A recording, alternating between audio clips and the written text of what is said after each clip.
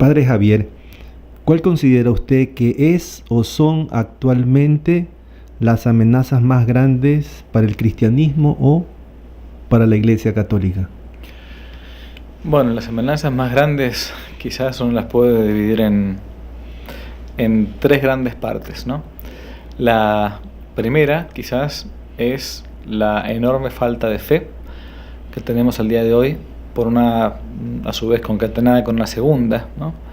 La falta enorme de formación, como dice el refrán popular, que católico ignorante, futuro protestante, ¿no?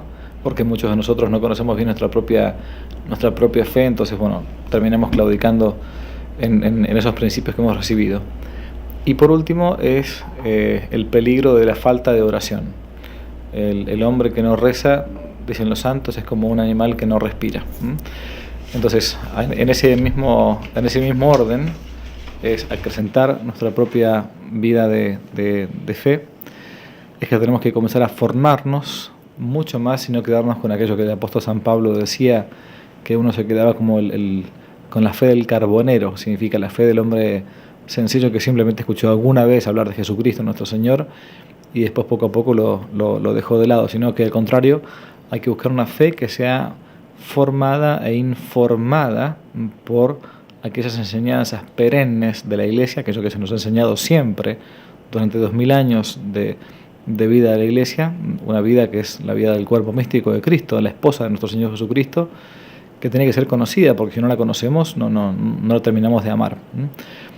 Y por último, tampoco basta con tener fe o con formarse en la fe, porque para eso bastaría ser una especie de fe de intelectualista, tener una fe meramente intelectual. Hace falta necesariamente una vida de intimidad con Dios, ¿no? ¿Qué es la vida de intimidad con Dios? Es la vida que se nos da por medio de la oración. La oración que no es otra cosa que hablar con Dios, ¿no? Que elevar el alma a Dios, ¿no? Y esa oración necesariamente después siempre va a llevar a una vida de apostolado católico. Porque, salvo que uno sea meramente un monje benedictino, o un monje cartujo, o una monja carmelita, que está muy bien, pero son vocaciones pero muy marcadas, muy específicas, al resto de los mortales que no hemos tenido el llamado a la vida contemplativa, una vida de enorme superioridad en cuanto a la vida de oración, esa vida de oración nuestra normal tiene que ir direccionada hacia el apostolado católico, ¿no? Uno no puede quedarse meramente con la virtud de la fe sin las obras, como dicen los protestantes, ¿no? El apóstol Santiago es muy claro en esto: muéstrame tu fe sin las obras, que yo por mis obras te mostraré mi fe. Entonces, esa vida de oración, si puede ser ante Santísimo Sacramento, mucho mejor, pero a veces hay gente que no tiene esa gracia o esa posibilidad, al menos hacerlo donde sea, como dice el Señor en el Evangelio, apartado, rezando la Sagrada Escritura, rezando el Santo Rosario, o simplemente elevando el alma a Dios con pequeñas jaculatorias o con nuestras palabras. Tenemos que tenerla.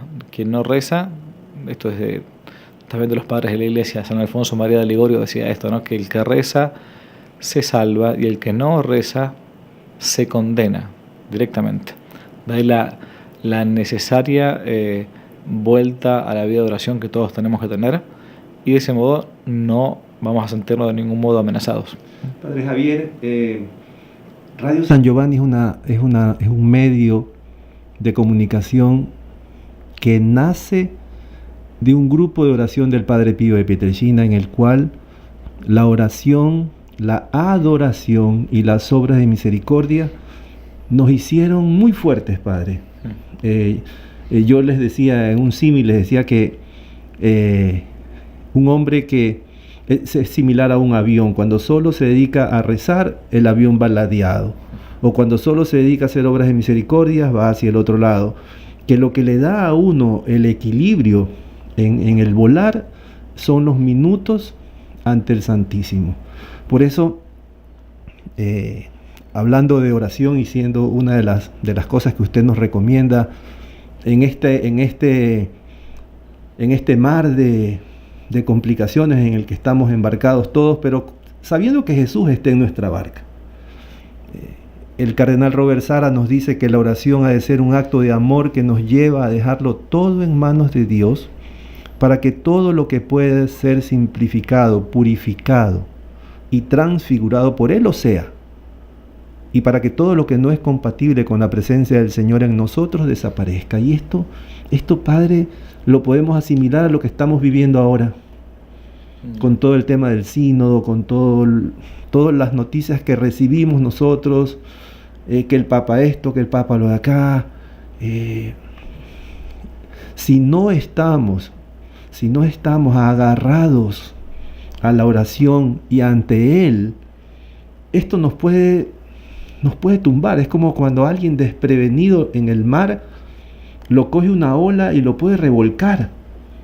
Por eso es importante, Padre, lo que usted dice sobre la oración y la adoración. Creo que, y usted decía, si no pueden asistir, justamente le comentaba lo que tenemos en la aplicación, el canal de adoración 24/7. O sea, son elementos que tenemos que darle a las personas para que se puedan unir a Dios.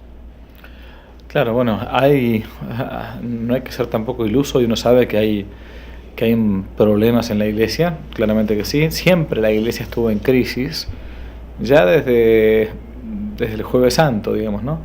Con que uno se dé cuenta que uno de los 12 discípulos del Señor, los 12 apóstoles, que habían vivido 3 años en la vida pública con Jesús, habían visto sus milagros, habían visto la multiplicación de los panes, habían visto la resurrección de Lázaro, la curación del ciego de nacimiento y la hija de la viuda de Naín, bueno, todos los milagros que uno conoce, ¿no? Uno dice, bueno, ¿cómo puede ser que de los apóstoles uno traicionó? O sea, 1 de cada 12 traiciona. Esa es la estadística, que sí. Como el discípulo no es más grande que el maestro, así que si 1 de cada 12 traicionó, seguramente uno va a traicionar también ahora. Pero no solamente que uno traicionó entregando al maestro, entregando al Señor. El resto de los apóstoles también dejaron solo a Jesús. La noche de la última cena, muchos se olvidan de eso cuando llega Semana Santa. Los apóstoles, los 12 apóstoles, aún San Pedro, que era el primer papa, lo negó 3 veces. 3 veces. Antes de que el gallo cante, me habrán negado 3 veces, dice Jesús. Entonces, uno tiene que saber que los hombres somos falibles, ¿no? El Papa es infalible cuando habla de fe y de moral, de modo definitivo para toda la Iglesia universal. Ese es el dogma de la infalibilidad papal. Pero algún papa también puede equivocarse cuando no habla de esos temas, perfectamente. Pero la fe nuestra no depende de los papas. Nuestra fe depende de Jesucristo. Si nuestra fe dependiera de los papas, somos los más infelices de los hombres, porque estamos siguiendo una religión de un hombre, y no la religión del hombre Dios, que es Jesucristo. Entonces, por un lado eso. Por otro lado, cuando hay noticias que no les llega, y a veces consumimos más noticias de las que deberíamos consumir. A veces me preocupa un poco, me aterra más que me preocupa, es como mucha gente sabe hoy en día la última noticia de lo que pasó en la última diócesis del último lugar recóndito de la tierra, ¿no? Porque claro, hoy con un celular cualquiera puede ver la última noticia, el último escándalo, ¿no? Pero si uno le pregunta si alguna vez en su vida leyó los 4 evangelios, te va a decir que no. Si uno le pregunta si alguna vez en su vida leyó completa 2 o 3 vidas de santos, te van a decir que no. Si alguna vez en su vida, no sé, uno le pregunta si leyó, no sé, las meditaciones de un santo, como Santa Teresita, como Santa Teresa, San Juan de la Cruz, los grandes clásicos de la espiritualidad católica, te van a decir que no. Pero han leído seguramente ríos y ríos de tinta de los últimos escandaletes que hubo en la iglesia.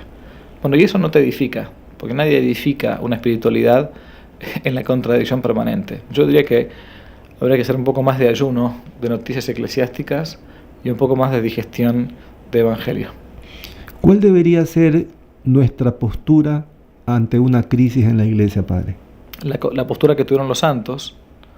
A ver, cuando la crisis de la iglesia se dio en su momento en el siglo XVI principalmente, esa crisis de la iglesia, quiero decir, hubo 2 modos de responderle a esa crisis. Una fue el modo de los santos, de los héroes. Una fue el modo de Santa Teresa de Ávila, San Ignacio de Loyola, San Felipe Neri, los famosos santos de la llamada contrarreforma católica. Intentaron reformar la iglesia y paliar esa crisis de la iglesia con la propia santidad de vida. Los protestantes hicieron lo contrario. Se fueron a la vereda de enfrente, a la acera de enfrente a tirar piedras, ¿no? Y cuando yo quiero modificar o quiero reformar mi casa, cuando sé que está mal, está en crisis, está sucia, está desordenada, no termino ordenándola o solucionando la crisis tirando más barro, más basura, más podredumbre. Al contrario, la comienzo a limpiar con paciencia y especialmente evitando a uno mismo seguir siendo motivo de esa crisis. Padre, las parejas de jóvenes que están por casarse o que se han casado, ¿qué consejo le daría a usted para que puedan ellos educar en la fe y la tradición de la iglesia a sus hijos en este mundo en el que el progresismo avanza y los valores cristianos se van perdiendo, Padre? Bueno, primera cosa es que traten de nuclearse en comunidad. La Escritura dice, ay del solo, ay del que se queda solo, dice la Sagrada Escritura, ¿no? Y yéndonos más para el lado pagano, incluso no cristiano. El gran Aristóteles decía que la soledad no es para los hombres, la soledad es para las bestias o para los dioses. Entonces nosotros necesitamos de vivir en sociedad, somos animales sociales, animales políticos, dice Aristóteles. Entonces aquellos papás jóvenes que están a punto de casarse y todo, yo lo que les recomendaría con total, una opinión, totalmente con total humildad, es que tratan de nuclearse en alguna comunidad eclesial o una buena parroquia o una buena comunidad, quiero decir, y recalco el adjetivo buena, ¿no? Porque no basta nuclearse en una parroquia o en un movimiento de la iglesia. Si no son buenos, más vale quedarse solo, ¿no? Porque más vale solo que mal acompañado, dice el refrán. Pero hay movimientos muy buenos, hay parroquias muy buenas. Y a su vez, ¿por qué? Porque ya un papá o una mamá que está recién comenzando la vida de la familia tiene que darse cuenta que la educación de un niño comienza 20 años antes de que ese niño nazca. ¿Cómo que comienza 20 años antes de que el niño nazca? Comienza con la educación de sus propios padres. Comienza viendo si sus padres quieren o no educar hijos para el cielo o quieren educar hijos para el mundo, como si fueran ganado, nada más que ganado, ¿no?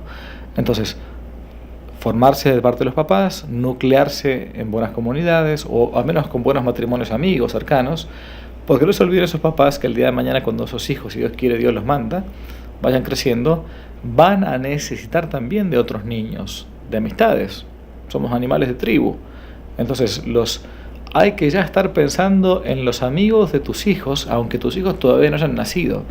Hay que estar pensando ya de antemano en la novia de tu hijo, en el novio de tu hija, aunque todavía sean pequeñitos. Porque si uno no los va acercando de buenas amistades, van a conseguir esas amistades o esos novios o novias de cualquier otro lado. Entonces hay que tratar de darles un poco de marco. Padre, una persona que está débil en el conocimiento de la fe católica y de la doctrina de la iglesia, pero que quiere involucrarse más, quiere conocer más, ¿qué pasos le aconsejaría usted debe dar para que se pueda seguir preparando y no de pronto se vaya a la loca o que empiece a buscar información que en vez de llenarlo lo va a confundir? Quizás empezar por la lectura del catecismo, pero no por el catecismo grande que está hecho para los obispos, sino por el compendio del catecismo de la Iglesia Católica. El compendio del catecismo de la Iglesia Católica es el que promulgó el Papa Benedicto XVI en su momento, que es un buen resumen de preguntas y respuestas, muy sencillo, donde va mostrándose nuestra propia vida de fe. Y si no es ese, también el catecismo mayor, llamado así el catecismo mayor, de San Pío X, que fue promulgado para los laicos, que también están todas las verdades contenidas de la propia fe. Después habrá buenos manuales, buenos libros sobre temas más bien específicos, pero yo comenzaría con eso. Padre, antes de que les dé un mensaje a los jóvenes, yo me preocupo mucho de los jóvenes, Padre, porque son los que están recibiendo toda esta cantidad de información. Antes del mensaje para los jóvenes, yo quería preguntarle algo acerca del gran negocio que le escuché en la homilía de hoy. Las benditas almas del purgatorio. Decía que usted es devoto de ellas. Cuéntenos, ¿qué experiencias ha tenido con las almas del purgatorio? ¿Cómo así nació su su devoción por las almas del purgatorio, que nosotros en el grupo las tenemos muy, muy afianzadas. Bueno, cuando en el año 2000, hace ya más de 20 años, ¿no?, visité por primera vez Roma. En Roma hay muchas iglesias para visitar, las catacumbas, la tumba de San Pedro mismo, en Vaticano, bueno, varios lugares, ¿no? Y me llevaron unos amigos a visitar la iglesia que se llama la Iglesia del Sufragio, se llama así. Eso queda muy cerquita de Vaticano, a pocos metros. Sacro Cuore del Sufragio, se llama así, la Iglesia del Sagrado Corazón del Sufragio. ¿Y qué tenía por especial esta iglesia? Que en una capilla lateral tenía un pequeño museo, y era el Museo de las Almas del Purgatorio. ¿Qué es ese museo? Es una sala, ¿no?, donde se encuentran varios milagros reconocidos por la iglesia de apariciones de almas del purgatorio. Por cierto, apariciones de almas del purgatorio que el Padre Pío padecía casi permanentemente. Yo he leído alguna vida del Padre Pío. El Padre Pío tiene muchas apariciones permanentes de almas del purgatorio que se le aparecen para pedirle oraciones, ¿no? Un famoso caso de un pobre hombre que había muerto en un incendio en el mismo convento de San Giovanni Rotondo, donde él estaba viviendo hace algunos años atrás, cuando todavía no era un convento. Y el Padre Pío, después de esa aparición, le pide al superior que averigüe ese tema, y va a averiguar al municipio, y habían visto que ese fulano que decía tal día, a tal hora, había sufrido un incendio, efectivamente en el mismo lugar donde en ese momento se encontraba el convento. Bueno, yo cuando encontré ese museíto, pequeño museo de las almas del purgatorio, hice un video en internet, en el YouTube, me acuerdo, con las imágenes de eso hace algunos años. Dije, yo no puedo estar conociendo esto y no aprovechando estas gracias gigantescas, porque sabemos por fe que el purgatorio existe, que es ese lugar o estado, como dice el catecismo, donde aquellas almas que hayan muerto en gracia de Dios, o sea, sin tener ningún pecado mortal, ¿no?, no van directamente al cielo. ¿Por qué? Porque deben pagar la pena merecida por sus pecados. Pena merecida por sus pecados que, si no la pagaron en vida, la pagan después de muertos. Por eso el purgatorio es un lugar o estado donde se sufre, pero con la diferencia es que se sufre con tiempo determinado. Te pueden tocar un día, 10 días, 1000 años, lo que fuere, pero un día te van a abrir las puertas del cielo. Bueno, ¿qué sucede? ¿Por qué es el gran negocio, le llamo yo? Porque si yo, como sacerdote, trato de celebrar la misa todos los días por las almas del purgatorio, entre otras cosas, aparte de los difuntos normales, pero si yo ofrezco mi cansancio, ofrezco mi paciencia respecto a una persona, ofrezco un ayuno, ofrezco algún sacrificio, o mis oraciones, el rosario, por ejemplo, diario, por algún alma del purgatorio, aunque yo ni siquiera conozca, si yo ayudo a esa alma del purgatorio a salir de ese lugar, y esa alma algún día llega al cielo, desde el cielo esa alma va a abogar por mí, va a interceder por mí. Entonces es un negocio, es una oración, sí, me va a decir alguno, pero es un poco interesada. Claramente que es interesada, seguramente. ¿Y por qué? Porque cualquiera, si yo quiero ser amigo de los santos, entonces por eso soy interesado, obviamente, me quiero ir al cielo. Pero entonces el gran negocio de las almas del purgatorio es que si uno reza por ellas o se sacrifica por ellas, algún día ellas, si llegan al cielo, lo van a hacer por nosotros. Padre, el mensaje a los jóvenes, esa fuerza tan grande que está en la iglesia y que necesita escuchar unas palabras frescas, motivadoras y directas como son las suyas. Cuando yo era joven, ser rebelde era escuchar música punk o andar con skates, ¿no? O cuando yo era joven, ser rebelde era fumar marihuana, o era ir a ver, no sé, los conciertos de Iron Maiden o Guns N' Roses, ¿no? Eso era la rebeldía de mi juventud. ¿Por qué? Porque era algo que la gente no hacía, que los otros jóvenes no hacían. Entonces uno, si quería ser rebelde, buscaba eso. Bueno, hoy en día tenemos la famosa pornocracia, donde nos gobierna por lo porno. Por ejemplo, ¿no? Cualquier cosa uno mira es porno, en cualquier lado. Se nos gobierna por lo idiotizante de la realidad. Nos tratan como si fuéramos ganado. Como que todo el mundo tiene que pensar lo mismo, como que todo el mundo tiene que plegarse a un movimiento de la misma música, el mismo modo de vestir. Bueno, es como que la rebeldía ya no, o sea, ser rebelde hoy ya no es rebeldía, porque todo el mundo hace lo mismo. Por eso yo a un joven que está escuchando le digo que ser rebelde hoy en día es ir contracorriente. Si todo el mundo te dice que está perfecto, no sé, que la pornografía es una cosa genial, perfecta, buenísima, bueno, yo voy a buscar la vida de castidad, voy a rebelarme. Si a mí todo el mundo me dice que no debo yo ponerme en contra de los valores mundiales que hoy me quieren imponer, como por ejemplo este tema de la famosa agenda LGBTQ y compañía, bueno, yo voy a decirle que varón es varón y mujer es mujer, y se nace así y se muere así, punto. Por más que me autoperciba un elefante, no importa eso. Si todo el mundo me dice que porque, qué sé yo, que hay que comer carne de gusanos para no matar las vacas, bueno, yo me voy a ser carnívoro todavía. Bueno, o sea, a lo que voy es, y más todavía, si todo el mundo descree, esto es lo más importante, de nuestro Señor Jesucristo, o no quiere seguir sus enseñanzas, yo justamente para encauzar esa rebeldía natural que se da sobre todo en la juventud, en la adolescencia, voy a intentar seguir a Jesucristo. No hay nada hoy más rebelde, ¿no? Y más, digamos, anti-agenda globalista, que es intentar seguir a aquellos que dicen que hay una sola verdad. Y más todavía, a aquel que dijo, yo soy la verdad, no soy una verdad más, y eso fue Jesucristo nuestro Señor. Yo soy el camino, la verdad y la vida. Correcto. Ese es Jesucristo. El único camino para llegar al Padre, ¿no? La única verdad, no hay muchas verdades, y el único modo de vivir. Jesucristo nuestro Señor. Queridos oyentes de Radio San Giovanni, para nosotros ha sido una alegría inmensa tener al Padre Javier aquí en la radio para que nos dé hoy unas cortas palabras, y esperamos que en el tiempo de Dios el Padre Javier esté presente aquí en esta su Radio San Giovanni, Padre. Muchísimas gracias por la invitación, espero algún día poder compartir de vuelta un tiempo con ustedes. Dios los bendiga mucho y les pido también que me encomienden en sus oraciones. Muchas gracias.